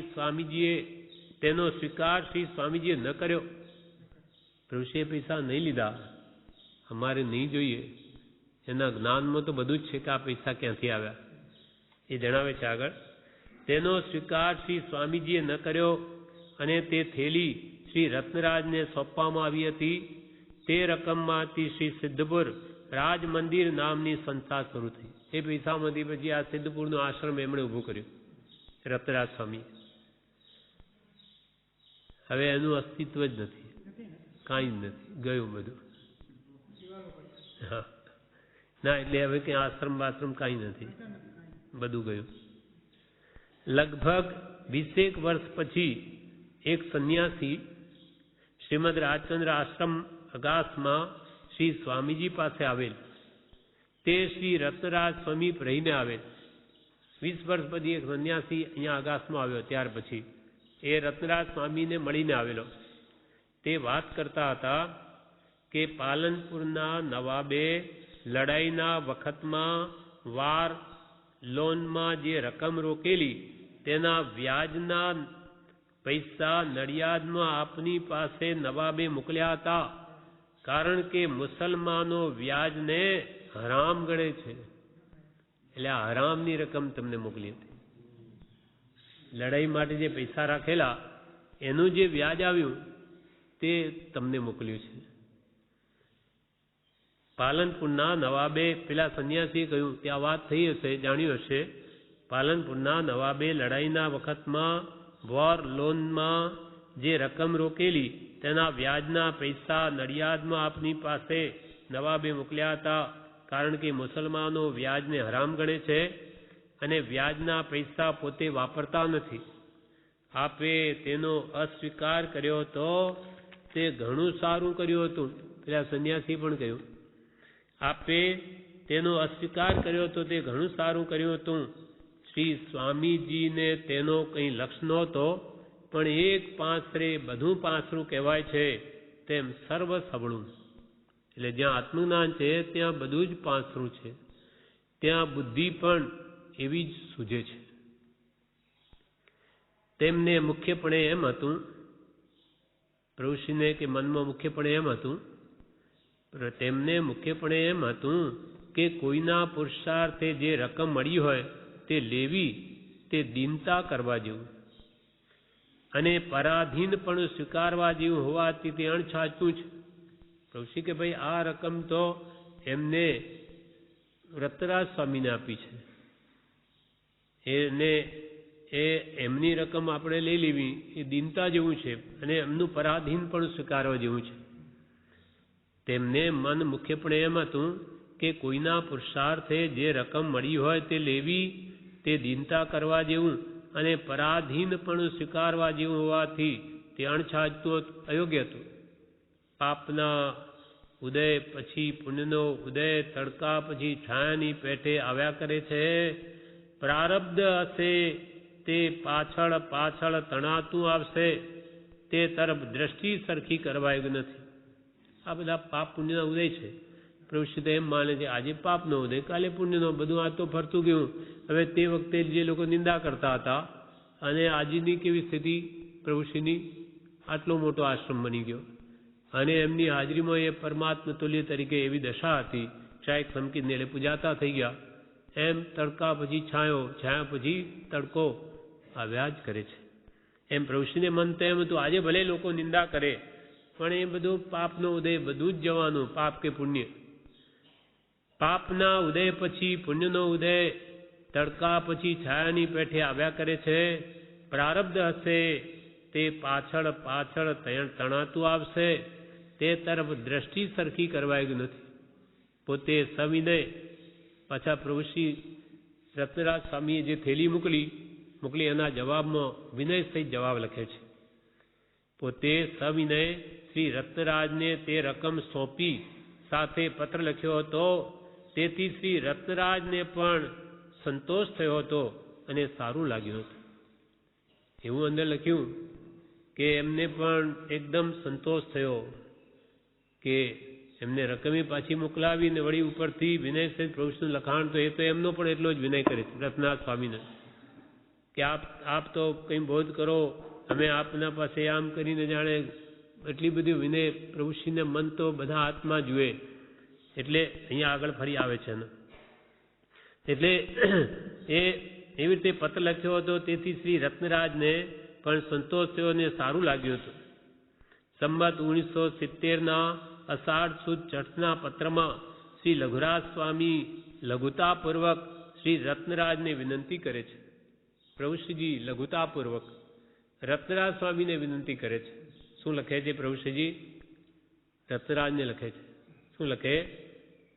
આપ દયાળુ છો, આપ દયાળુ છો માટે ભવ્ય જીવોને સન્માર્ગ ભણી વાળવા મહાગોપ રૂપે પરમાર્થ ધર્મ પ્રાપ્ત થાય તેમ કરશો. આપ તો દયાળુ છો માટે ભવ્ય જીવોને સન્માર્ગ ભણી વાળવા મહાગોપ, મહાન, જેમ ભગવાન તીર્થંકરોને કહે ને તેમ કે ગોપ બની અને તમે ગોવાળ બની રક્ષા કરો ગાયોની, તે મહાગોપ રૂપે પરમાર્થ ધર્મ પ્રાપ્ત થાય બધાને તેમ કરશો. તેના જવાબમાં શ્રી રત્નરાજ લખે છે, હે પ્રભુ, આપ પોતે પરમાર્થ સ્વરૂપ જ છો. આપ શ્રીની સ્થિત પ્રજ્ઞ દશા આ બાળે સાક્ષાત અનુભવી છે. આપ અમને શું લખો? આપ પોતે જ પરમાત્મા સ્વરૂપ છો અને સ્થિત પ્રજ્ઞ છો. આ બાળકે આપની આ દશા તો સાક્ષાત અનુભવી છે. પોતે પ્રભુશ્રી પાસે રહી ગયા એટલે મેં તો કે સાક્ષાત આપની આવી દશા જોઈ છે. રત્નરાજ સ્વામી પછો જવાબમાં પ્રભુશ્રીને લખે છે કે હે પ્રભુ, આપ પોતે પરમાર્થ સ્વરૂપ જ છો. આપ શ્રીની સ્થિતપ્રજ્ઞ દશા આ બાળે સાક્ષાત અનુભવી છે. એટલે આપને પરમાર્થ રૂપ સન્માર્ગ ભણી ભવ્ય જીવોને વાળવા વાલી વૃત્તિ વર્તે અને તેથી પરમ પુરુષાર્થની જાગૃતિ અર્થે પ્રેરણા કરો. તે આજ્ઞા અમારે શિર ધારણ કરવા યોગ્ય છે. કે આપના હૃદયમાં એવી ભાવના વર્તી રહી છે કે બધા જ જીવો સત્માર્ગને પામે, બધા જીવો પુરુષાર્થ જાગૃતિ થાય એવી આપ પ્રેરણા કરો છો. કેમ કે આપના હૃદયમાં આવી વાલી વૃત્તિ છે, બધાનું કલ્યાણ થાય એવી. આપ તેથી પરમાર્થની આપને પરમાર્થ રૂપ સન્માર્ગ ભણી ભવ્ય જીવોને વાળવા વાલી વૃત્તિ વર્તે છે અને તેથી પરમ પુરુષાર્થની જાગૃતિ અર્થે પ્રેરણા કરો છો. તે આજ્ઞા અમારે શિર ધારણ કરવા યોગ્ય છે. પરંતુ હે યોગેન્દ્ર, પ્રભુશ્રી શું લખે? પણ હે યોગેન્દ્ર, સદગુરુદેવ તથારૂપ પરમ કૃપાળુનો બોધિત પરમાર્થ માર્ગ પ્રકાશવાની પણ પરમ યોગ્યતા જોઈએ. તો પ્રવર્તાવાની તો કેટલી યોગ્યતાની જોગવાઈ જોઈએ. એ પરમાર્થ સમજવાની કેટલી યોગ્યતા જોઈએ. તો આ માર્ગ પ્રવર્તાવો હોય કૃપાળદેવનો, એમાં તો કેટલી યોગ્યતા જોઈએ. હવે તો જીવન મુક્તપણે વિચરી પ્રારબ્ધ કર્મના ક્ષય ભાવે સ્વરૂપસ્થ થવાની જ પ્રતિજ્ઞા કરવી છે. હવે તો કે બસ જીવન મુક્ત બની અરે પ્રારબ્ધ સામે વર્તીએ સ્વરૂપસ્થ થઈએ, બસ એ જ અમારે કરવું છે. બાકી રતરાજ કહે અમારી તાકાત નથી કે અમે આ કૃપાળુ દેવનો માર્ગ પ્રવર્તાવી શકીએ. એને માટે તો તમે જ યોગી છો, માટે તમે જ પ્રવર્તાવો.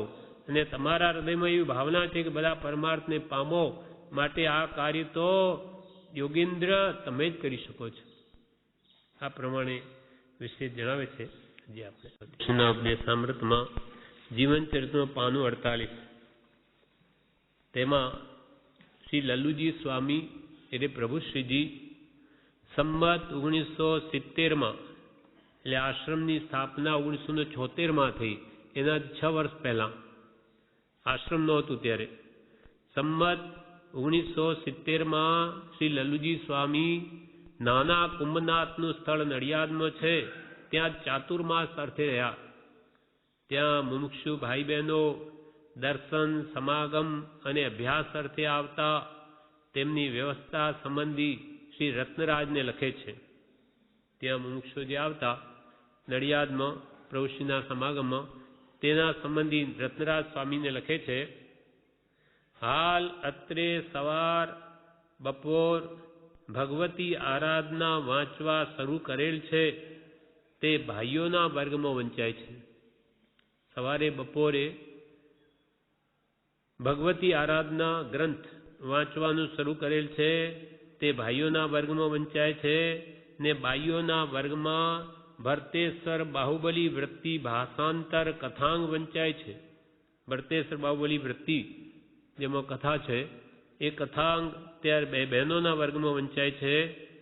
ચતુરલાલજીએ બાઈઓના વર્ગમાં બાઈઓને આત્મસિદ્ધિ શાસ્ત્રના વાંચન વગેરેનો ક્રમ રાખ્યો છે. ચતુરલાલજી મહારાજે બાઈઓના વર્ગમાં બાઈઓને આત્મસિદ્ધિ શાસ્ત્રના વાંચન વગેરેનો ક્રમ રાખ્યો છે. પરમ કૃપાળુએ આ દુષ્મ કાળ કહ્યો છે, તે યથાર્થ અનુભવાય છે. તે પણ ખેદ જેવું છે. આપણું કરીને વહી જવું તેમ જ છે. પ્રભુશ્રીએ લખ્યું કે આ પ્રમાણે કર્મ રાખ્યો છે. રત્નરાજ સ્વામીને લખ્યું. પણ પરમ કૃપાળુ દેવે જેમ આ કાળનું ભયંકર સ્વરૂપ કહ્યું છે તેવું જ છે. પરમ કૃપાળુએ આ દુષ્મ કાળ કહ્યો છે, તે યથાર્થ અનુભવાય છે. તે પણ ખેદ જેવું છે. આપણું કરીને વહ્યું જવું તેમ જ છે. આપણા આત્માનું કલ્યાણ કરીને ચાલ્યા જવું તેમ જ આપણું હિત છે. કર્મની ગતિ વિચિત્ર છે. હવે બ્રહ્મચારીજી કૃષ્ણના જીવન માટે લખે છે. જીવનમાં બ્રહ્મચારીજી લખે છે હવે કે કર્મની ગતિ કેવી વિચિત્ર છે. દુઃખના પ્રસંગો પણ ઉપરા ઉપરી આવી લાગે છે. કર્મો તો કોઈને છોડતા નથી. ભગવાન મહાવીરને નહીં છોડ્યા, કૃપાળદેવને નહીં છોડ્યા, કે પ્રભુશ્રીને હવે ક્યાંથી છોડે અને આપણને છોડવાના નથી. તેમ કે દુઃખના પ્રસંગો પણ ઉપરાઉપરી આવી લાગે છે. પરમ કૃપાળુ દેવ જેવા શિર છત્રનો વિયોગ થયા પછી શ્રી દેવકણજી જેવા આજન્મ સાથીનો વિયોગ થયો. પહેલા તો પ્રભુશ્રીને કે કૃપાલનો વિયોગ થયો, પછી દેવકણજી એવા વિદ્વાન એ સાથે રહેતા એમનો પણ વિયોગ થયો. પછી શ્રી અંબાલાલભાઈનો આધાર હતો તે પણ ગયો. પછી અંબાલાલભાઈનો સમાગમ હતો તે પણ ગયો. વૃદ્ધાવસ્થા વધતી જાય તેમ તેમ શરીર બળ તો ક્ષીણ થતું જાય. તેની સાથે પ્રભુશ્રીની વૃદ્ધાવસ્થા વધતી જાય, શરીર બળ ઘટતું જાય. તેની સાથે સારણ ગાંઠનો રોગ, હરસનો રોગ, ઝાડા વખતે આંતરડું પૂંઠે ખસી આવતું, તેની સુવાવડ જેવી પીડા દરરોજ દિશાએ જતા થતી, તેમાં વધારો. આ પાછા પ્રભુશ્રીને કે શરીર બળ વૃદ્ધાવસ્થે ઘટે, આમાં સારણ ગાંઠનો રોગ, વળી હરસનો રોગ, ઝાડા વખતે આંતરડું બહાર નીકળી આવે, તે સુવાવડ જેવી રોજ પીડા દરરોજે દિશાએ જતા થાય, તેમાં વધારો. તેથી બાહ્ય ચારિત્ર પાળવામાં વિઘ્નો ઉપર વિઘ્નો આવતા અને અસંગ વૃત્તિ થઈ જવાથી ક્યાંય સાતું નહીં. અસંગ, કોઈનો સંગ ગમેરી એવી સ્થિતિ પ્રભુશ્રીની થઈ ગઈ. તેથી ક્યાંય સાતું નહીં. એટલે દૂર પહાડો જંગલોમાં એકાંતમાં શ્રી ચિદાનંદજીની માફક રૂઢિચુસ્ત જૈન સમુદાયથી દૂર ચાલ્યા જવાની વૃત્તિ હતી. દૂર જાણે કોઈ પહાડો જંગલોમાં જઈને રહીએ, પછી જુનાગઢ ગયા. આવી વૃત્તિ થઈ 70માં કે દૂર પહાડો જંગલોમાં એકાંતમાં શ્રી ચિદાનંદજી જ્ઞાની પુરુષ થઈ ગયા. તેની માફક રૂઢિચુસ્ત જૈન સમુદાયથી દૂર ચાલ્યા જવાની વૃત્તિ હતી. ત્યાં વાય બંને પગ રહી ગયા. ત્યાં વા આવ્યો પગમાં, વિહાર થાય નહીં, પગ રહી ગયા. ત્યાં વાય બંને પગ રહી ગયા એટલે નડિયાદ સ્થિતિ કરી. ત્યાં જૈનોનો ઉપદ્રવ નહોતો, પણ જૈનેતર લોકો તરવાના કામી વિશેષ હોવાથી ઉપર પ્રમાણે પ્રવૃત્તિ એક ધર્મ કાર્ય જાણી શરૂ કરી. જૈન લોકોની પણ જૈનેતર બીજા લોકો તે પણ તરવાના કામી વિશેષ હોવાથી ઉપર પ્રમાણે કે છે પ્રવૃત્તિ ધર્મ કાર્યની ત્યાં શરૂ કરી. એટલે કે એ નાના કુંભનાથમાં જઈને રહ્યા. ત્યાં પણ વિઘ્ન આવી પડ્યું. કર્મ આવે ચારે બાજુથી આવે, ત્યાં પણ વિઘ્ન આવી પડ્યું. કુંભનાથ મહાદેવમાં શ્રાવણ સુદ પૂર્ણિમાએ બ્રાહ્મણો જનોઈ બદલવા આવેલા. શ્રાવણ સુદ પૂર્ણિમાએ એ કુંભનાથ મહાદેવમાં જ્યાં પ્રભુશ્રી આત્મસ્થિતિ લખાઈ એ રૂમમાં પ્રભુશ્રી રહેતા હતા. ચોમાસું કર્યું કે ત્યાં વળી આ શ્રાવણ સુદ પૂર્ણિમાએ બ્રાહ્મણો જનોઈ બદલવા આવેલા. તેમણે જૈન મુનિને ત્યાં ચોમાસું રહેતા જાણી સ્વાભાવિક ધર્મ દ્વેષથી પ્રેરાઈ જેમના કબજામાં મહાદેવની કંસારાની ધર્મશાળા હતી તેમના કાન ભંભેરી ત્યાંથી મકાન બદલવા ફરજ પાડી. કે આપણા ધર્મમાં, વૈષ્ણવ ધર્મમાં જૈન સાધુ આવીને રહે એ નહીં ચાલે. એટલે પછી શું કર્યું, જેના હાથમાં કંસારાની ધર્મશાળા હતી જ્યાં પ્રભુશ્રી રહેતા એના કામ ભંભેર્યા અને એમને મકાન બદલવાની ફરજ પાડી, ત્યાંથી જવાની. તે વખતે શક્તિ સંપન્ન મુમુક્ષુ હાજર હતા. એટલે તેમણે ઢેંઢાનો બંગલો કહેવાય છે તે નાના સાહેબ પાસેથી ભાડે લીધો. ત્યાંથી છોડવું પડે એટલે પછી જે સાધન સંપન્ન મુમુક્ષુએ ઢેંઢાનો બંગલો તે નાના સાહેબ પાસેથી ભાડે લીધો અને જેમ કુંભનાથમાં કાર્યક્રમ ચાલતો હતો તેમ ત્યાં શરૂ થઈ ગયું. અહીંયાથી ત્યાં બદલ્યું. હવે જે ભક્તિના ક્રમો ચાલતા બધા ત્યાં શરૂ થયા. એક પત્રમાં શ્રી રત્નરાજ લખે છે, એક પત્રમાં રત્નરાજ પ્રભુશ્રીને લખે છે, મુનિ રત્નરાજ, કે પૂજ્ય રણછોડભાઈ પવિત્ર જીવાત્મા છે તેમ વ્યવહાર કુશળ, દત્તવાયક એટલે ચતુર અને ન્યાય સંપન્ન પુરુષ છે. તેથી તેમની વિનંતી પર આપણે વિશેષ ધ્યાન આપવા જેવું છે. આસપાસના સંયોગો તો સદૈવ એક સરખા રહેતા નથી. એમને કે જે રણછોડભાઈ જે ભાઈ શ્રી જે પ્રભુશ્રીને લઈ આવ્યા જુનાગઢથી અહીંયા, તે રણછોડભાઈ એ કે પવિત્ર જીવાત્મા છે, તેમ વ્યવહાર કુશળ છે, દત્તવાયક એટલે ચતુર છે. પૂછ્યું લક્ષ્મીચંદજીને, ત્યારે એ કહે કે મહાન યોગી જુનાગઢમાં છે, ત્યાં જા તો તારું કલ્યાણ થઈ જાય. પ્રભુશ્રીનું નામ આપ્યું.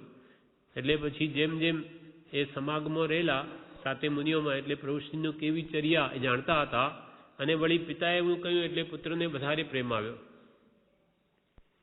એમ કે છે આસપાસના સંયોગો તો સદૈવ એક સરખા રહેતા નથી. વળી બીજા પત્રમાં લખે છે, પ્રભુ આપ સત્પુરુષોનું નસીબ મોટું છે. આ તરફ ઉંમરદસ્તીના મહંત વગેરે આપની સેવા કરવા સન્મુખ છે.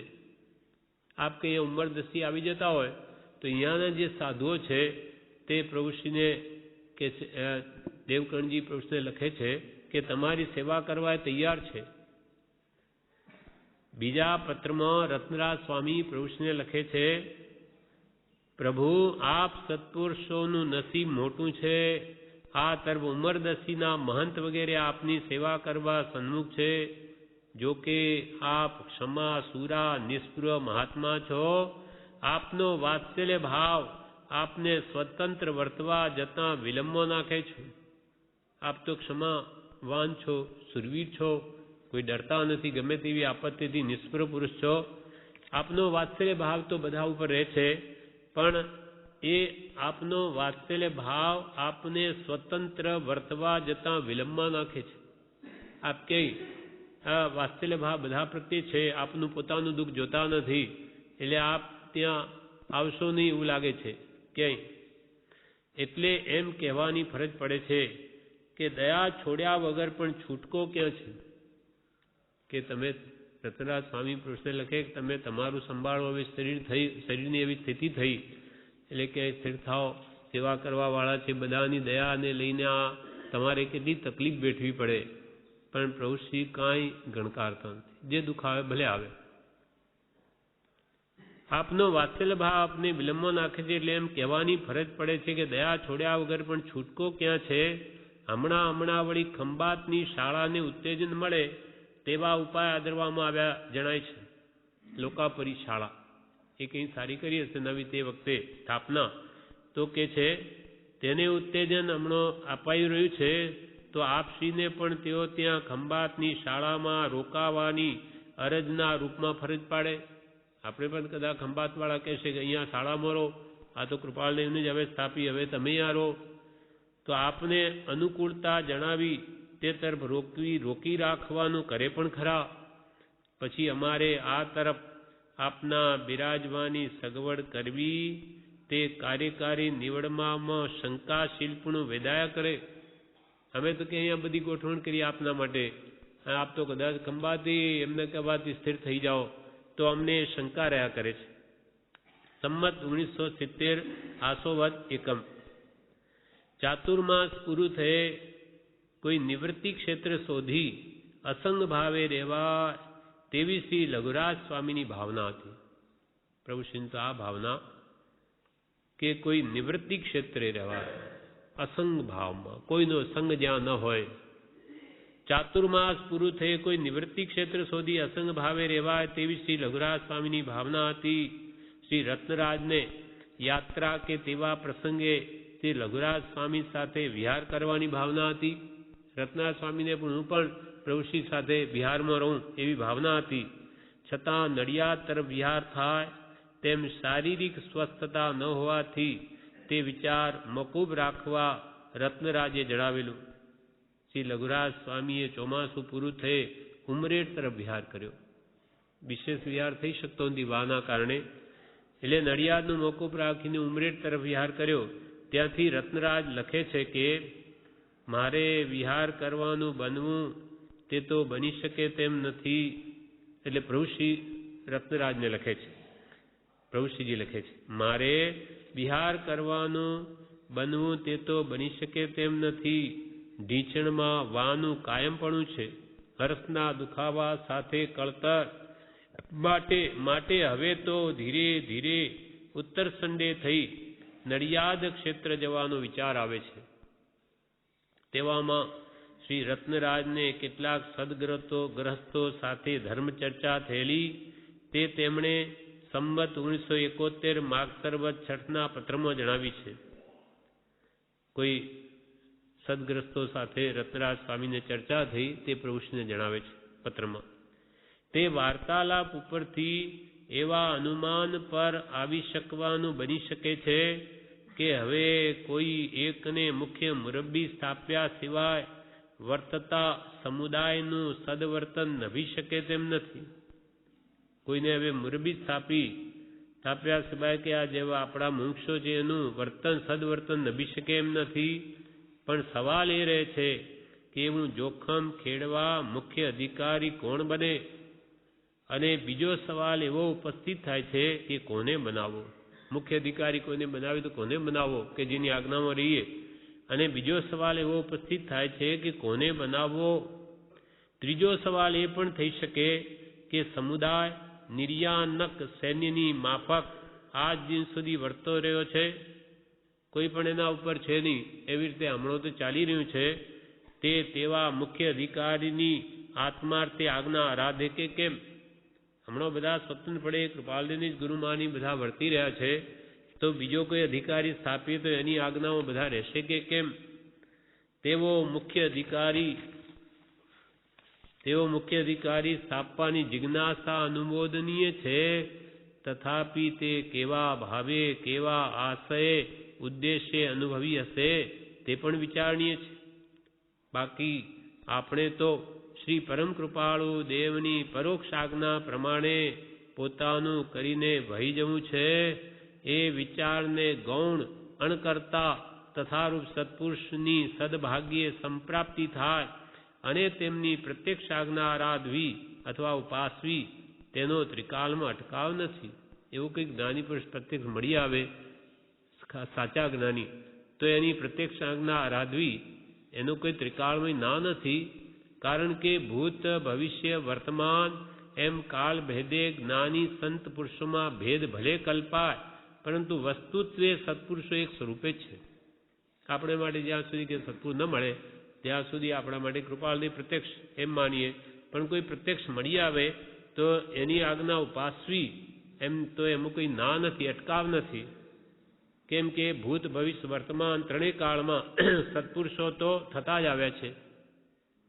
એમાં કે જે ભેદ ભલે કલ્પાય પણ વસ્તુત્વે સત્પુરુષો એક સ્વરૂપે જ છે. સદગુરુ સંત સ્વરૂપ તુજ એ દ્રઢતા કરી દે. હે ભગવાન, સદગુરુ અને સંત અને સદગુરુ સંત સ્વરૂપ તુજ, સદગુરુ અને સંતનું સ્વરૂપ એ તુજ સ્વરૂપ છે. સ્વરૂપ અપેક્ષા એ બધા સરખા. આ બધા ચારિત્રમોના ભેદ દેખાય એટલે સ્વરૂપ બધા સરખા. જેમ કે નમો હરિઅંતાણ નમો સિદ્ધાણ, પછી નમો આર્યાણ નમો ધ્યાન મેં આચાર્ય ઉપાધ્યાય ભગવંત પણ સ્વરૂપ અપેક્ષાએ તો સર્વજ્ઞ જેવા. એમાં સ્વરૂપમાં પાંચેમો ભેદ નથી. ભેદ છે તે ચારિત્રમોનો જ, કર્મોનો છે. અને આચાર્ય ઉપાધ્યાયના કર્મો સમય સમય જઈ રહ્યા છે. એ પણ કાલાંતરે આત્મજ્ઞાની મહાત્માઓ એ અર્યંત પદને પામશે, સર્વજ્ઞ પદને પામશે. એટલે સ્વરૂપ અપેક્ષા કે જે ભેદ નથી એમ. કારણ કે ભૂત ભવિષ્ય વર્તમાન એમ કાળ ભેદે જ્ઞાની સંત પુરુષોમાં ભેદ ભલે કલ્પાય. કહેવાય કે ભાઈ આ સદગુરુ છે કે આ સંત છે કે આચાર્ય છે કે ઉપાધ્યાય કે સાધુ સાચા આત્માની વાત છે. એમ કાળ ભેદે જ્ઞાની સંત પુરુષોમાં ભેદ ભલે કલ્પાય, પરંતુ વસ્તુત્વે સત્પુરુષો એક સ્વરૂપે જ છે. શ્રીમાન પુરુષોત્તમ હરિ, શ્રી સદગુરુ અને શ્રી સંત ત્રણેય એક સ્વરૂપે જ છે. એમ 158 પત્રમાં કૃપાલદેવે લખ્યું છે. સ્વરૂપ અપેક્ષા ત્રણેય એક છે. પરંતુ વસ્તુત્વે સત્પુરુષો એક સ્વરૂપે જ છે. આ પ્રમાણે વિશે જણાવે છે. આપણે શ્રી લઘુરાજ સ્વામી ચકલાસીથી રત્નરાજને થયેલા ઉપસર્ગ પ્રસંગે આશ્વાસન પત્રમાં લખે છે. રત્નરાજ સ્વામીને કોઈ એવો ઉપસર્ગ આવ્યો તેના માટે પ્રભુશ્રીજીએ આશ્વાસનને એમને રત્નરાજ સ્વામીને શબ્દો લખે છે. હાલમાં અત્રે ઉમરેઠથી વિહાર કરી પણસોરા થઈ મુકામ વણસોલ આવ્યા. ત્યાંથી ચકલાસી 5-6 દિવસથી સ્થિતિ છે. આ પરિસ ઉપસર્ગ જે સહન કરો છો તે ધન્ય છે. આપને તો સહજ કર્મ ખપે એવી જીવોથી કારણ મળ્યું છે. ધૈર્યથી ગુરુ પ્રતાપે સર્વ સમાધિ થશે. પ્રભુશ્રીજી ચકલાસીથી રત્નરાજ સ્વામીને કઈ ઉપસર્ગ આવ્યો છે એને શાંતિ થાય, એમને પણ બળ મળે, ધીરજ મળે, એના માટે કહે છે કે અમે આ ઉમરેઠથી વિહાર કરીને પણસોરા આવ્યા, ત્યાંથી મુકામ હમણાં વણસોલા આવ્યા છીએ અને ત્યાંથી ચકલાસી 5-6 દિવસ આવ્યા સ્થિતિ થઈ છે. પણ આપ રત્નરાજ સ્વામીને પ્રભુશ્રી લખે, આપ પરિસ ઉપસર્ગ જે સહન કરો છો તે આપને ધન્ય છે. આપને તો સહજ કર્મ ખપે તેવા જીવોથી કારણ મળ્યું છે. એ કયો ઉપસર્ગ અને શું છે એ અહીંયા કંઈ ખુલાસો નથી, પણ કે આપણે તો સહજ કર્મ ખપે એવા જીવોનો સમાગમ મળ્યો છે. તો હવે તમારે કર્મનો ઉદય ઉડતા કર્મ ખપે, પરિસ આવ્યો તો ક્ષમતા રાખો તો બધું નિર્જરી જશે. આપને તો સહજ કર્મ ખપે તેવા જીવોથી કારણ મળ્યું છે. ધૈર્યથી ગુરુ પ્રતાપે સર્વ સમાધિ થશે. ધૈર્ય જ રાખજો તો ગુરુ પ્રતાપે સર્વ સમાધિ થશે. કેમ કે દુઃખ પણ જશે, સુખે જવાનું, દુઃખે જવાનું. ગમે તેવા કર્મના ઉદય સારા કે ખોટા આવ્યા એ કંઈ કાયમ રહેવાના નથી. એટલે આપને તો સહજ કર્મ ખપે તેવા જીવોથી કારણ મળ્યું છે. ધૈર્યથી ગુરુ પ્રતાપે સર્વ સમાધિ થશે. એમ પ્રભુશ્રીએ લખ્યું. શ્રી રત્નરાજજીના કેટલાક તે વર્ષના પત્રોના લખાણથી શ્રી લઘુરાજ સ્વામી આદિની કેવી વિકટ પરિસ્થિતિ હશે તે સમજાય માટે નીચે કેટલાક અગત્યના ઉતારા સંક્ષેપમાં આપ્યા છે. બ્રહ્મચારી કે રત્નરાજજીના કેટલાક આ પત્રો વર્ષોમાં થયા, તેથી પ્રભુશ્રીની કેવી વિકટ પરિસ્થિતિ હતી અને એમણે કેવી રીતે સંભાવ કેળવ્યો છે એ ખ્યાલમાં આવે એના માટે નીચે થોડાક ઉતારા ફરી આપીએ છીએ.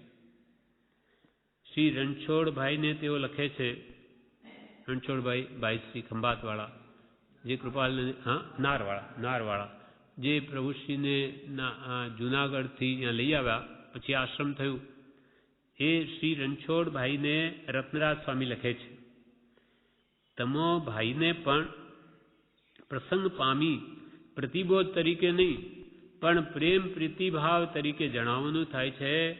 તેના ઉપર ખાસ ધ્યાન રાખી અગમ ચેતીપણે વર્તી પ્રત્યક્ષ પુરુષની આજ્ઞા આરાધનરૂપ મહત્ કાર્ય કર્તવ્ય છે. રણછોડભાઈને પ્રભુશ્રી માટે લખે છે રત્નરાજ સ્વામી કે તમો ભાઈને આ પ્રસંગ પામી પ્રતિબોધ તરીકે નહીં, હું કોઈ તમને કંઈ ઉપદેશ રૂપે કંઈ નથી કહેવા માંગતો, પણ પ્રેમ પ્રીતિ ભાવથી કહું છું. તેના ઉપર તમે ખાસ ધ્યાન રાખીને અકમચેતીપણું રાખજો. આગળથી વિચાર કરજો કે પ્રભુશ્રીને કોઈ તકલીફ નહીં પડે. પ્રેમ પ્રીતિભાવથી તમને જણાવવાનું થાય છે, તેના ઉપર ખાસ ધ્યાન રાખી અગમચેતીપણે વર્તી પ્રત્યક્ષ પુરુષની આજ્ઞા આરાધનરૂપ મહત્ કાર્ય કર્તવ્ય છે. પ્રભુશ્રીજી પ્રત્યક્ષ પુરુષ છે, માટે એમની આજ્ઞાનું આરાધન કરજો. આ મહાન કાર્ય છે તમારા માટે. તેના ઉપર ખાસ ધ્યાન રાખી અગમચેતીપણે વર્તી, અગમચેતી ભવિષ્યનો વિચાર કરી કે પ્રભુશ્રીનું આગળ શું કરવું, અગમચેતીપણે વર્તી પ્રત્યક્ષ પુરુષની એટલે પ્રભુશ્રીજીની આજ્ઞા આરાધનરૂપ મહત્ કાર્ય કર્તવ્ય છે. આ મહાન કાર્ય કરવા જેવું છે. તમો ભાઈ જાતે વ્યવહાર કુશળ અને વિચક્ષણ છો, પરંતુ તમારી જાતિ સરળ સ્વભાવી છે, પટેલ છે. તમે વાણિયાઓની માયા જાણી શકો નહીં, એટલે કે તમે સાવચેત રહેજો. તમે વ્યવહાર કુશળ જરૂર અને તમે વિચક્ષણ પણ છો, પણ પ્રભુશ્રીને કૃપાલદેવે કીધેલું કે મુનિ વાણિયા તમારા ગુરુ થવાને આવશે. કૃપાલજી તો ક્યારેય કહી ગયેલા. આ આવ્યું બધું. વાણિયાઓ અમુક પક્ષવાળા કે અમે કોઈ એમ જ કરો, નહીં તો તમારી સ્થિતિ તમારું ઠેકાણું નહીં રહે. એટલે પછી અનેક રીતે એમને કેમ આપત્તિ પડે, એ અમારા પક્ષમાં આવે, માને, આ એટલે આવા બધા ઉપાય કરે છે. એટલે રત્નરાજ સ્વામીથી આ જોયું જતી નથી. એટલે હવે ભાઈશ્રી આ રણછોડભાઈને કહે છે કે તમે અગમચેતી વાપરજો. આ તમે વ્યવહાર કુશળ છો અને વિચક્ષણ છો, પરંતુ તમારી જાતિ સરળ સ્વભાવી છે. આપણા વાણિયાઓની જેમ પટેલોમાં માયા કપટ વારસાગત મળ્યું જ નથી. એ બહુ સરળ ભદ્રિક જીવો છે. એટલે ધર્મ પામી ગયા અહીંયા. એટલે એમનામાં પ્રભુશ્રીએ આ કૃપાલજી કે આ ગુજરાતમાં અમારો જન્મ થયો તો એ ઘણા લાભ થાત ઘણાને. તેમ પ્રભુશ્રીએ આ સ્થાન આ પટેલ લોકોમાં માયા કપટ ન મળે, વિશે સરળ સ્વભાવી જીવો, એટલે આ ધર્મ પ્રવર્તાવી દીધો, જૈન બનાવી દીધા. વાણિયાઓને ફરવું બહુ દુર્લભ છે, મુશ્કેલ છે.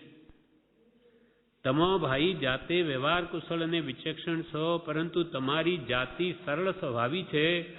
માટે આવા કટોકટીના વખતમાં સાવચેત રહી મન મક્કમ રાખવું. તમને કોઈ માયાથી વાણિયાઓ પાછા ફેરવી નાખે, ધ્યાન રાખજો, તમે ફરી ન જતા.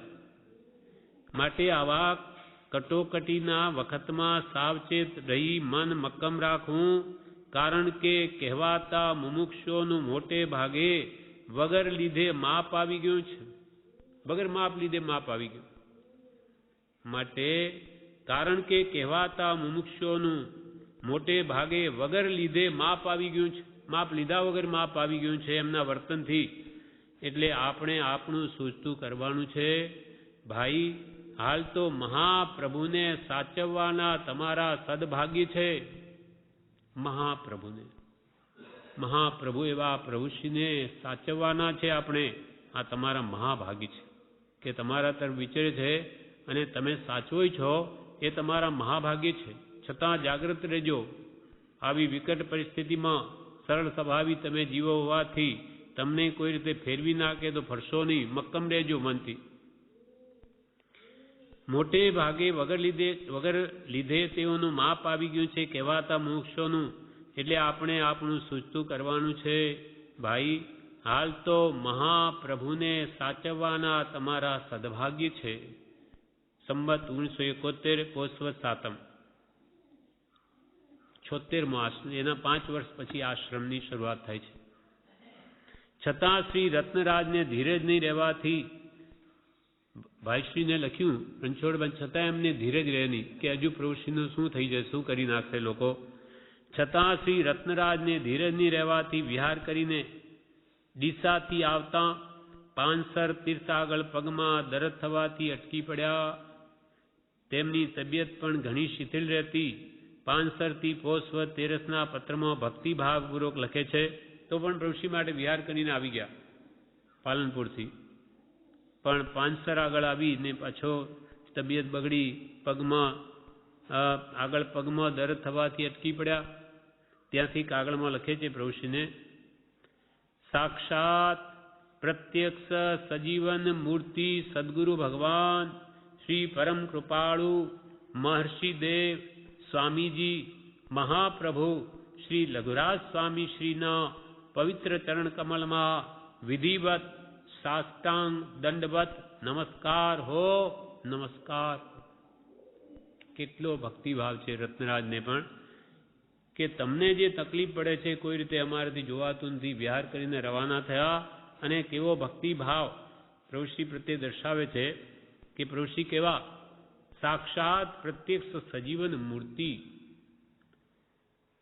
સાક્ષાત પ્રત્યક્ષ સજીવન મૂર્તિ સદગુરુ ભગવાન શ્રી પરમ કૃપાળુ મહર્ષિ દેવ સ્વામીજી મહાપ્રભુ શ્રી લઘુરાજ સ્વામી શ્રીના પવિત્ર ચરણ કમલમાં વિધિવત સાષ્ટાંગ દંડવત નમસ્કાર હો, નમસ્કાર હો. કેવી ભક્તિ છે. કેમ કે એમને ઓળખાણ થઈ, એમનો સમાગમ પ્રભુશ્રીનો થયેલો છે. એમની જે વિતરાગ દશા, અલિપ્ત ભાવ, અસંગ દશા એમને નજરે જોઈ છે. પોતે મુનિ છે, રત્નરાજ મુનિ છે, આ બધા પદો જે કૃપાળુના આપણે વીરના અને જન્મના ગાઈએ છીએ એ મોટો ભાગ તો એમનો જ છે, એમણે જ લખેલા છે બધા. રત્નરાજ, રત્નત્રય નીચે આવે એટલે આ એમના જ બધા, અને અનુકર્મણિકામાં નામ પણ છે. તે એમને કૃપાળદેવ પ્રત્યે એટલી ભક્તિ પ્રભુશ્રીના નિમિત્તે થઈ અને પ્રભુશ્રીજી પ્રત્યે પણ એટલી જ ભક્તિ હતી, કેમ કે સાક્ષાત એમનું વર્તન જોયેલું. સાક્ષાત પ્રત્યક્ષ સજીવન મૂર્તિ સદગુરુ ભગવાન શ્રી પરમ કૃપાળુ મહર્ષિ દેવ સ્વામીજી મહાપ્રભુ શ્રી લઘુરાજ સ્વામીશ્રીના પવિત્ર ચરણ કમલમાં વિધિવત સાષ્ટાંગ દંડવત નમસ્કાર હો. અમારે તો આપ સદગુરુના દર્શન સમાગમની સદઈચ્છા સિવાય બીજું કોઈ પણ કાર્ય કલ્યાણકારક કલ્પાયું નથી.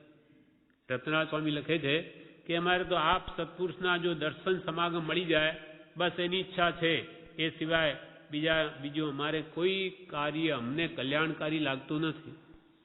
અમારે તો આપ સત્પુરુષના દર્શન સમાગમની સદઈચ્છા સિવાય બીજું કોઈ પણ કાર્ય કલ્યાણકારી કલ્પાયું નથી.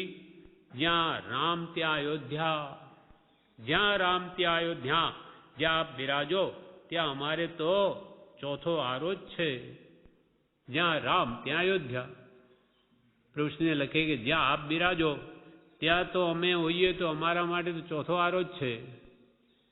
જ્યાં રામ ત્યાં અયોધ્યા, જ્યાં આપ બિરાજો ત્યાં અમારે તો ચોથો આરો જ છે. એમને તો એમના નિમિત્તે ચોથો આરો કયો, પણ અહીંયા પ્રભુશ્રી આપણા માટે લાવી દીધો ચોથો આરો.